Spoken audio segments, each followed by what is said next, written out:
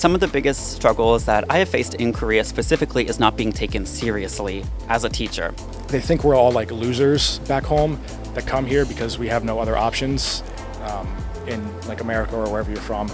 I don't want to sound weird in saying so, but I feel special here. I feel like I'm really required to be here. The supply of English teachers is low, and the demand is always high compared to the supply.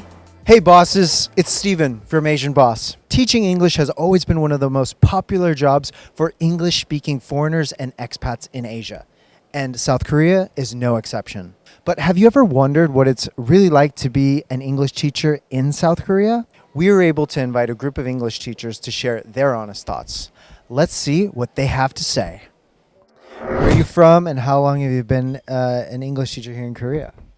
Hello, my name is Ren, and I have been an English teacher here almost 10 years now, and I'm from Texas. So I'm from Australia, and I think all up it's been about 5.5 years. I'm from St. Louis, Missouri in the U.S. I've been teaching English for over 4 years. Well, I'm originally from Lincoln, Nebraska, but grew up in Kansas City, Missouri in the United States. I came to Korea. I've been in Korea for over 25 years, I think, and I've taught just a little bit of everybody. So I'm from Dallas, Texas. I've been here for about 14 months, maybe 15. So I'm on my second year. I teach at a Hagwon in Songbuk, which is like northeast Seoul. And what is a Hagwon? It's like a after-school academy, so it's not public school and it's not a international school. It's private academy. Why did you choose to become an English teacher in Korea as opposed to any other Asia countries? I moved here for a boy, a Korean boy, and I thought, why not Korea? It's become a popular place to go. The food's amazing. I'm not a K-pop stan or one of those foreigners who moves there for that reason, but I really got into Korean cinema, like Parasite, and Squid Game, obviously. So I wanted to see what all the fuss was about as well.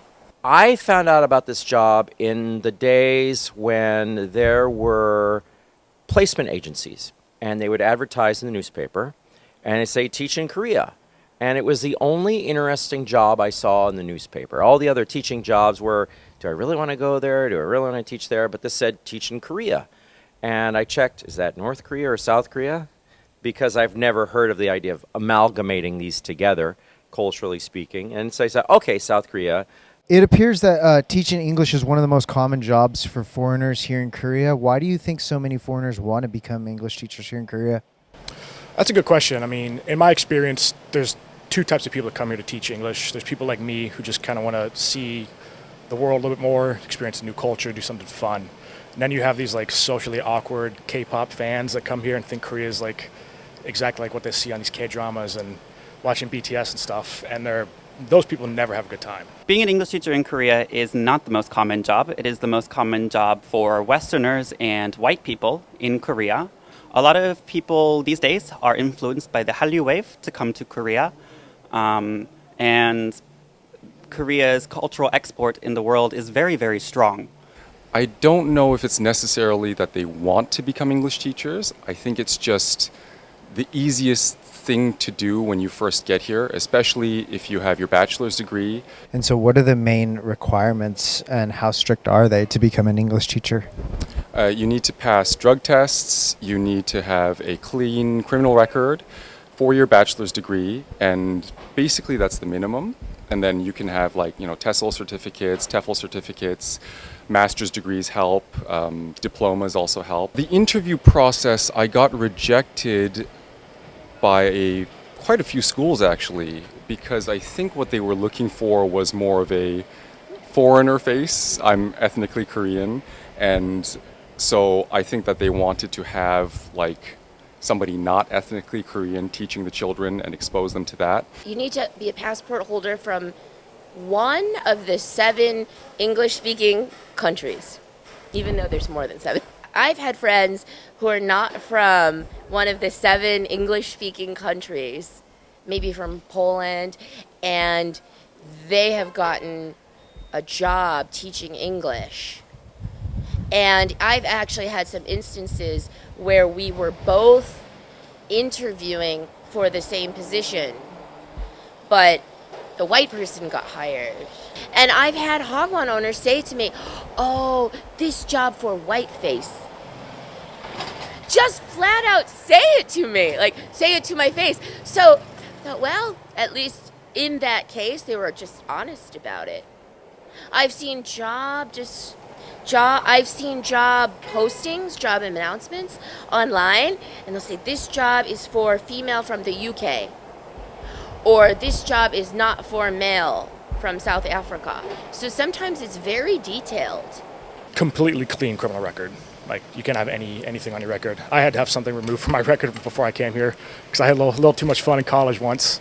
So that cost me about $1,000 to have that removed before I came to Korea because they're so strict here.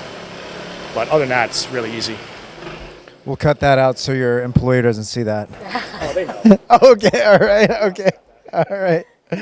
Do you need to speak Korean to become an English teacher in Korea? You don't need to speak it, but it seriously helps if you're teaching beginners, because when their level is like, "Oh, hi, my name is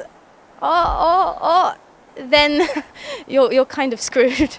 My Korean is horrible. For as long as I've been here, I am probably the worst student of Korean ever in the history of language if you go by percentage of time stayed versus amount acquired.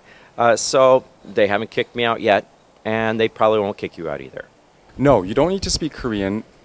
In your kind of daily life outside of work, it helps, but actually inside of the classroom, it's preferable that you don't speak Korean. Because once you start speaking Korean, the kids will not speak English. So if you don't mind us asking, how much does a typical English teacher make per month in Korea? Maybe lowest I've seen something like 2.2 or something, which feels really low to me. Maybe average around 3 million won, and then maybe I mean I think some places you could push for, but you'd probably have to work like really big hours. Like I think the most experienced teachers, maybe they would work 35 hours a week. That's like teaching hours, and maybe they would push 4 or just go over 4. For me personally, I make, before taxes, insurance, and everything like that, I make about 3.2 million won a month. And then after all the stuff is deducted, I believe it's about 2.9 million a month, which with the roughly 1,300 something won to US dollar exchange is about 2K a month, 2,000 US dollars a month. The introductory wage for a first-time English teacher in Korea has not risen since 2002. For 21 years, the basic wage of an average English teacher has not increased. It is now 2.1 million won, 2,100,000 won a month. Now, that is minimum wage. Most schools offer housing for their English teachers, which is great. However, the quality of housing really depends on the school. Most English teachers in Korea come to houses where the apartments are filled with black mold and they get lung diseases from these houses where Koreans themselves won't even rent because they're the cheapest, dirtiest apartment in the city. I came into a very molded and dirty house, actually filled with that teacher's things still, because they told me she was supposed to be gone. And when I came, she wasn't actually gone. So then I had to stay at the Hagwon owner's house, the supervisor's house, then the Hagwon owner's house. That was not fun. And that was with my baby. Oh, wow. So you have a baby here in Korea. Are you married to a Korean? I am actually a single mom, though my daughter is half Korean. So I'm on a whole adventure here. And so what are some of your biggest struggles as an English teacher in Korea? Ooh, in my case, work-life balance. I have a little trouble going to the gym and getting some of that stuff done. I want to throw myself into this or that project, and I've had to slowly teach myself, no, get back to the real world, get back to taking care of yourself, etc. So for me, it's like balancing time. I think some of my biggest struggles have been the work expectations. I used to work a remote tech-related 9 to 5 job, 40 hours a week, just working from home. So obviously my expectation of what I need to do for work was a lot lower, whereas now I'm spending on some days 11 hours at my academy. Granted, not that entire time is spent on work. A lot of it's lunch times, breaks, stuff like that in between classes. However, it is just a lot more actual work required. Some of the biggest struggles that I have faced in Korea specifically is not being taken seriously as a teacher. A lot of the students think English time is just break time or play time.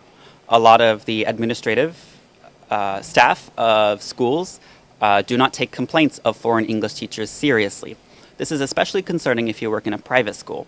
Because in Korea is a capitalist society. Profit rules everything. That's not necessarily a problem all of the time, but one complaint from a parent, and some English teachers are jobless and homeless in a country whose language they do not speak. Because again, your boss is your landlord. Your boss controls your housing.